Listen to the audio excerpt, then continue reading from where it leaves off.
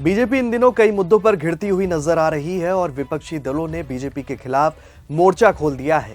वहीं यूपी के पूर्व मुख्यमंत्री और समाजवादी पार्टी के मुखिया अखिलेश यादव बीजेपी को घेरने का कोई भी मौका नहीं छोड़ रहे हैं और उनके आक्रामक तेवर देखकर ये साफ समझा जा सकता है कि इन्हीं मुद्दों को धार बनाकर वो आने वाले समय में बीजेपी को एक्सपोज करते रहेंगे।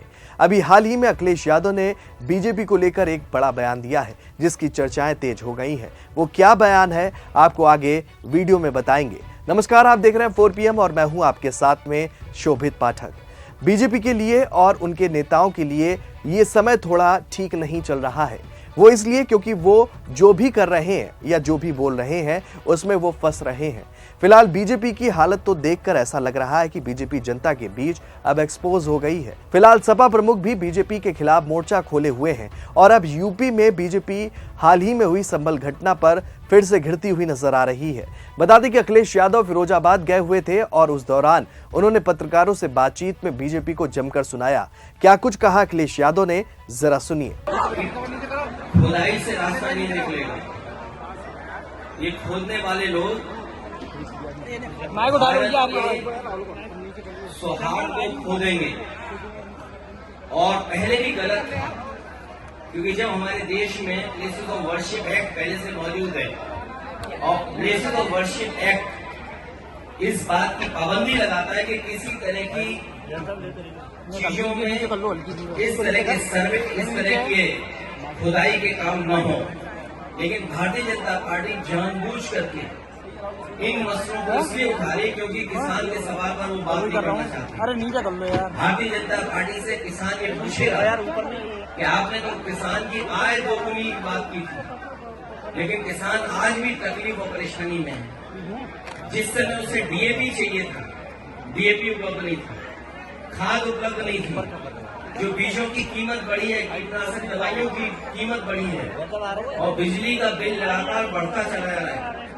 जो सिंचाई से लेकर के तमाम इंतजाम थे वो सरकार करने में नाकाम रही है और अगर फसल तैयार भी किसान कर रहा है तो उसको कीमत कहाँ मिलेगी, उसके लिए कोई और जितने बड़े पैमाने पे बेरोजगारी बढ़ती चली जा रही है। 10 साल हो गए उत्तर प्रदेश में भी 7 साल की सरकार हो गई। अगर हम 17 साल का हिसाब किताब लगाएं तो इस सरकार ने बेरोजगारी बढ़ाई है, न नौकरी है न रोजगार है। तो इन तमाम सवालों से ध्यान हटाने के लिए जानबूझ करके सरकार इस तरह की खुदाई के कार्यक्रम कर रही है। और आज अगर भारतीय जनता पार्टी के अंडरग्राउंड जो पॉलिसी बनाते हैं, ये पाइपलाइन जो अंडरग्राउंड पड़ती है, उसी तरह भारतीय जनता पार्टी की विचारधारा अंडरग्राउंड अंदर ही अंदर काम करती है। ये बात पहले भी कहनी चाहिए थी। लोगों की जान चली गई, लोगों के घरों में छापे पड़ रहे हैं, बिजली के नाम पर 2-2, 3-3 हजार लोगों के यहाँ FIR दर्ज हो गई। अगर ये बात गलत थी भारतीय जनता पार्टी की तो जान तो वापस नहीं ला सकते हैं। उन्हें मुआवजा देना चाहिए उन गरीब परिवारों को और जितने भी झूठे मुकदमे लगे हैं, चाहे वो सांसद पे हो चाहे किसी को बात देनी चाहिए। वहीं दिल्ली के मुख्यमंत्री अरविंद केजरीवाल के खिलाफ इनकम टैक्स की कार्रवाई के बारे में उन्होंने कहा कि चुनाव के समय ऐसे मामलों को उठाया जाता है जो केवल प्रचार के लिए होते हैं। वहीं अखिलेश यादव ने केजरीवाल पर ईडी की कार्रवाई को लेकर बीजेपी को आड़े हाथों लिया। उन्होंने क्या कुछ कहा, ये भी जरा सुनिए। जो इतिहास है, जो पौराणिक कथाएं हैं, जो सच्चाई उसको हम और आप टाल नहीं सकते। भगवान श्री कृष्ण का ये कार्यक्रम है और मैं चाहता हूँ कि आप लोग भी इसमें रिसर्च करो, जानकारी दो, हासिल करो कि क्या सच्चाई है उसमें।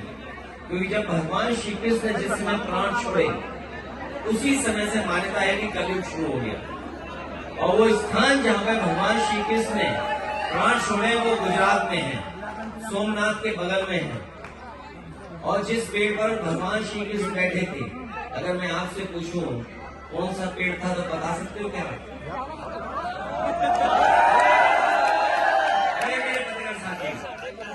ये दिल्ली से इसको व्हाट्सएप से सवाल आ रहे हैं, बताइए आगे की रणनीति क्या हुई है? 27 का प्लान क्या है?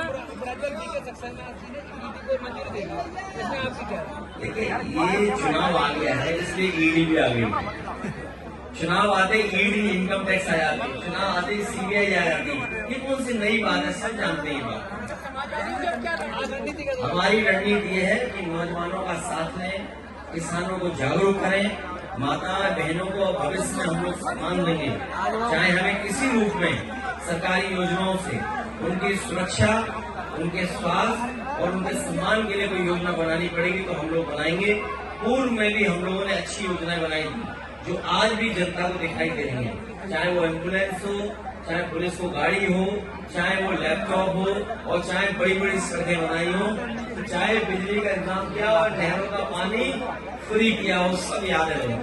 वहीं अखिलेश यादव यही नहीं रुके, उन्होंने आगे कहा कि भारतीय जनता पार्टी जानबूझकर ऐसी बहस छेड़ना चाहती है जिससे देश में उसे लाभ पहुंचे, लेकिन देश की जनता जान गई है और अब पहचान गई है कि बीजेपी क्या कर रही है उनके साथ। उन्होंने और क्या कुछ कहा आगे, ये भी जरा सुनिए। देखिए, भारतीय जनता पार्टी जानबूझ करके ऐसी बहस छेड़ना चाहती है देश में जिससे उसे लाभ मिले। वो लोकसभा परिसर की घटना है। कई बार लोकसभा परिसर में ऐसी घटनाएं हुई हैं जिसमें एफआईआर दर्ज नहीं हुई। आपको याद होगा लोकसभा में देश के बहुत बड़े नेता भारतीय जनता पार्टी के वो 1 करोड़ रुपए लेकर के आए थे और उन्होंने टेबल पर रख दिया था लोकसभा में। क्या उस समय एफआईआर दर्ज हुई थी किसी में? एक जेपीसी बन गई थी और जेपीसी के माध्यम से चर्चा करके जो कार्रवाई करनी थी वो विधान लोकसभा के अंदर हुई। लेकिन ये जानबूझ करके भारतीय जनता पार्टी लोगों को डराना चाहती है। एफआईआर से, झूठे मुकदमों से कोई डरने वाला नहीं है। फिलहाल संभल की घटना पर तकरार रुक नहीं रही है। उधर ईडी का जिन्न फिर बोतल से बाहर आ गया है और उसका असर दिल्ली में देखने को मिल रहा है, क्योंकि शराब घोटाले को लेकर एलजी ने ईडी को केस चलाने की मंजूरी दे दी है और इसलिए अखिलेश यादव ने बीजेपी को आड़े हाथों लिया है।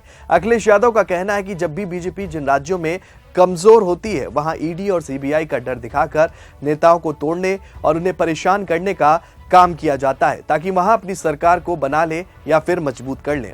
पूर्व सीएम ने आगे कहा कि बाबा साहब भीमराव अंबेडकर जी ने हमें संविधान दिया है। बाबा साहब अंबेडकर के मुद्दे पर केंद्रीय गृह मंत्री अमित शाह जी ही नहीं बल्कि पूरी भाजपा को माफी मांगनी चाहिए। दरअसल बाबा साहब अंबेडकर के मुद्दे पर पूरा विपक्ष लामबंद है। समाजवादी पार्टी के साथ ही कांग्रेस और अन्य दल उनसे माफी मांगने की मांग पर अड़े हैं। उन्होंने कहा कि भाजपा जानबूझकर इन मुद्दों को उठा रही है क्योंकि वो किसानों के मुद्दे पर बात नहीं करना चाहती। फिलहाल अखिलेश यादव के आक्रामक तेवर देखकर एक बात तो साफ हो गई है कि संभल किसानों और युवाओं के मुद्दे पर सपा बीजेपी से सवाल करती रही है और अब और भी उसने सवालों को आक्रामक कर दिया है।